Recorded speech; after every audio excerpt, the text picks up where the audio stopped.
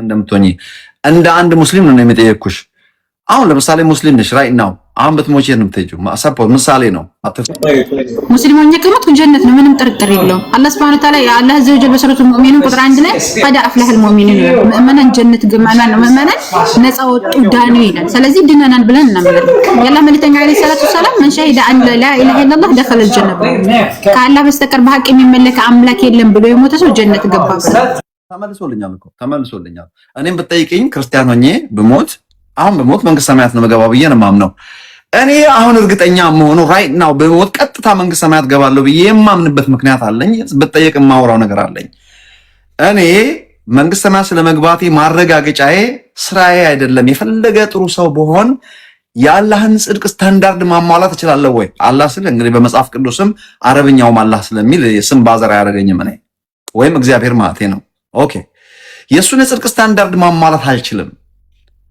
ማሟላት ስለማልችል በእግዚአብሔር ጸጋ በክርስቶስ ኢየሱስ ሞትና ትንሣኤ በተከፈለልኝ ክፍያ በእዛ ሪፕሬዘንታቲቭ ሆኜ ነው ጸድቃለሁ ያልኩት እንጂ በራሴ ጽድቅ አይደለም። እኔ how are you እናንተ ክርስቶስ ኢየሱስ ሞቶልናል በጸጋ መዳን የሚባል ነገር አለ ብላችሁ አታምኑም። በስራችን ነው ምንድነው አላህ ጀጅ የሚያደርገን እንደየስራችን ነው ብላችሁ የምታምኑ ከሆነ ዛራ አዩ ፐርፌክት እኛ ፐርፌክት ብለን እናምናለን። ሲጀመር አላህ Subhanahu Wa Ta'ala ፐርፌክት ናቸው ማለት ሁሉም የአደም ልጅ ተሳሳች ነው። ከተሳሳችሁት ሁሉ አንድ ጊዜ እሺ ጥያቄህን ልመልስ። አጎቴ ደግሞ አንድ ጥያቄህን ልመልስ። እሺ ሐሳብ ያሻሻ አላህ መርሲል እናንተን ተሳልኩኝ። እሺ ልመልስ righteous and holy በፊቱ ለመቆም 100% ንጹህ ያልሆነ ሰው በቅዱሱና በጻድቁ ፍጹም በሆነው ፈጣሪ ፊት ለመቆም እንደማይቻል በእናንተ ሃይማኖት ብዙ ጊዜ የምትሰብኩት ይሄንኑ ነው። አዩ ፐርፌክት ካልሆንሽ ትቻለሽ። ዛራ ፐርሰናሊ ሳስብሽም ጥሩ ሰው ትመስኛለሽ፣ ነገር ግን ፐርፌክት አይደለሽም፣ ትሳሳቻለሽ። ሰው ቅናትም ይቀናል እኮ ትንሽ ንዴትም ይናደዳል። የኃጢአት ትልቅና ትንሽ የለውም። እንዴት ነው ታዲያ አንቺ መፍትሄ በእኔ እንደ ክርስቲያን ብትጠይቅኝ ዛራ መፍትሄ የለሽም። ምክንያቱም እስላም ስለሆንሽ አይደለም። እስላም ጥሩ ህዝብ ነው። ነገር ግን ፐርፌክት የኢየሱስ ሞትና ትንሣኤ አትቀበሉም፣ በጸጋ መዳንን አትቀበሉም። ስለዚህ የፍትህ ጥያቄ ምን እንደሆነም ገና አልገባችሁም። በራሴ ጽድቅ እኔ ጥሩ ሰው ነኝ በመስገዴ አምስቱን ካሟላው ብላችሁ ነው ያሰባችሁት። that doesn't qualify you to stand in his presence. so what are you going to do? you are in trouble. ይሄንን ነው ጥያቄ። ምን ይሻልሻል? you're not perfect በአላህ ፊት ለመቆም የሚያስችል ጽድቅ የለሽም። እንዴት ነው ምንድነው ዋስትናሽ? ምንድነው ነው ወይስ እዛ ስደርስ 50-50 አላህ እንደሚያደርገኝ አድርገኝ እዛ ሲሄድ እኔ እስላሙኝ ሞታለሁ አኑም አስደርስ በቃ ምን ያምጥኛል? እንደዛ ነው ወይስ ምንድነው አላማችሁ? ፕሊስ እባክህን ጣልቃ አትግባ። እሺ ጣልቃ አትግባ። እኔ ሳወራሽ በጣም አመሰግናለሁ። እሺ በመጀመሪያ ደረጃ አላህ Subhanahu Wa Ta'ala የማይመራው ኃጢአት ምንድነው ብለን ስናነብ አላህ ዘወጀል ምንድነው የሚለው ወመን ይክፍር ቢልኢማን ፈቀድ ሐቢጠ ዐመሉሁ ያኒ በእምነት የሚክድ በእርሱ ስራው ይበላሻል በማለት ይናገራል። እነዚህና ከፈሩ ወማቱ ወሁም ኩፋር እነዛ ከሃዲ ሆነው የሞቱ እነርሱ ፈለን ይቅበል ሚንሁ ያኒ አላህ Subhanahu Wa Ta'ala ከነርሱ ተውበታቸውን እንደማይቀበል ይናገራል። እንደዚሁም የአላህ መልእክተኛ አለይሂ ሰላቱ ሰላም ተናግረዋል። በተጨማሪ ማለት ነው አንድ ሰው ክዶ ከሞተ ጀነት አይገባም። ወላኪን ደግሞ ወንጀል እየሰራ ከሞተ አጋጣሚ የተወሰነ ይቀጣና ይገባል።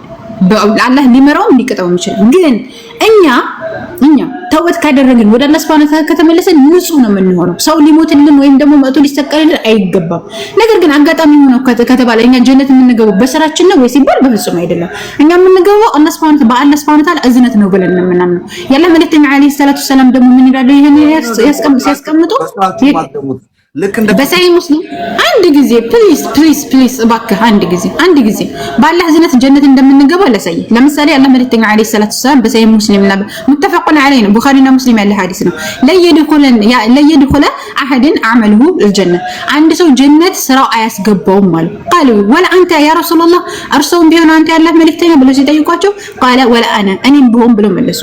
ያላህ መልእክተኛ ኢላ የተገመዘኒ የተገመደኒ አላህ ያኒ ቢፈضل ወራህመቲሂ በዝነቱና በሱ ችሮታ ካልሆነ በስተቀር ጀነትን አልገባም ማለት። ታዲያ በምንድነው የምንገባው ከተባለ በአላህ እዝነት በአላህ ረህመት ነው የምንገባው። ስራሳ ከተባለ ስራ የምንሰራው ለምን ነው? በአላህ Subhanahu Wa Ta'ala ስሩ ብሎ ስላዘዘን የሱን ትእዛዝ ለመፈጸምና አላህ Subhanahu Wa Ta'ala ባዘዘን መንገድ ለመጓዝ ነው። ለዛን አላህ ዘወጀል ወራህመቲ ወሲዐት ኩል ሸይ የኔ እዝነት ቁጣዬ ማነው እንትን ምንድነው ሁሉንም አካበበች እያለ የሚናገረው በአላህ ዝረት እንጂ የኛ ስራ ማለት ነው እንኳን የአይናችንን ያክል የአይናችንን ብሌን የሰጠንን ያክል እንኳን እኛ እድሜ ልካችንን ብንሰራ የአላህ Subhanahu Wa Ta'ala ጀነት ማግኘት አንችልም። ታዲያ በምንድን ነው የምንገባው?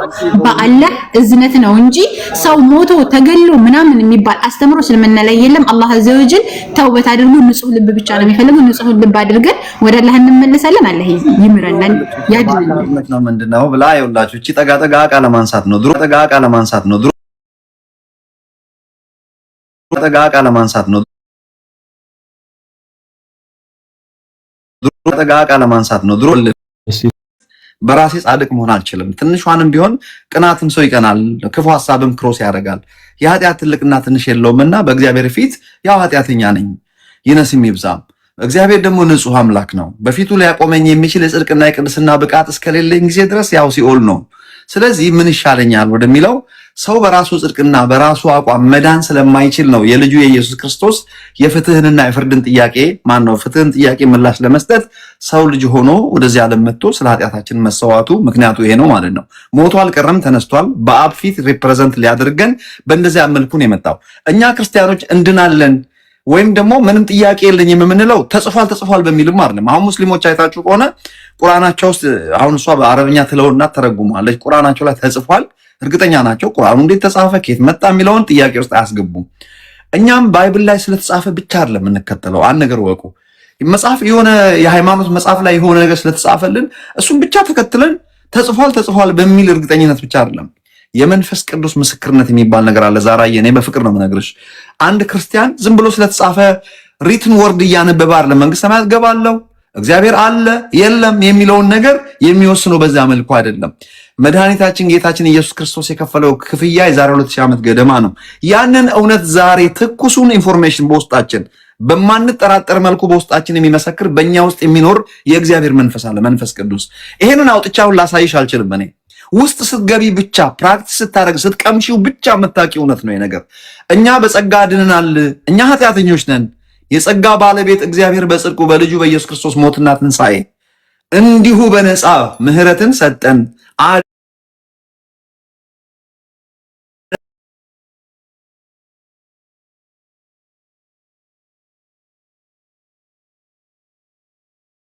ዓመቴ ነው እዚህ አሜሪካ ሀገር ከመኖር ከጀመርኩ ከእድሜ በላይ ኖር ያለው እዚህ ከግማሽ በላይ።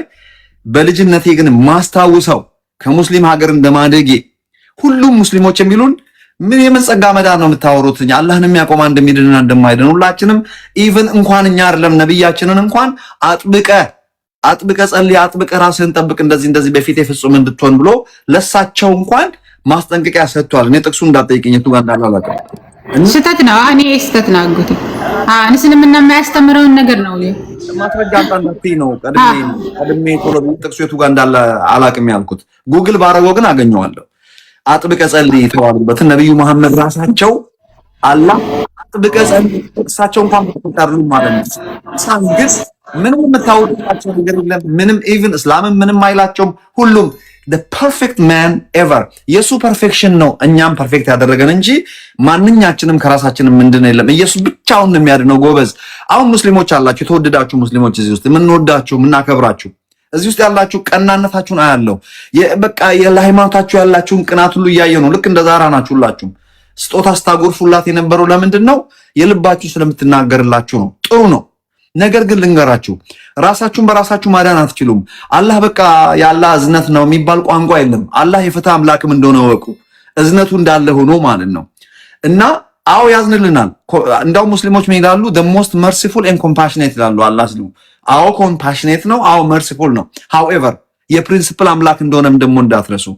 በህጉ መሰረት ኃጢአት እስካልተወገደ ጊዜ ድረስ የዛ የኃጢአት ዕዳ ተጠያቂ ነው ማለት። የኃጢአት ዕዳ ስረዛ በልጁ በኢየሱስ ክርስቶስ እግዚአብሔር ለዓለም ሁሉ ለእስላሙም ለክርስቲያኑም ነው ያደረገው። ለዚህ እውነት እጅ መስጠት፣ ልብን መክፈት በእውነት እግዚአብሔር እንግዲህ አይኖቻችንን ይክፈትልን። እግዚአብሔር ዘመናችሁን ይባርክ። እኔ ከዚህ ዛራዬን አሁን እንግዲህ በአክብሮት እዚህ ጋር ማሰናበት ፈልጋለሁ።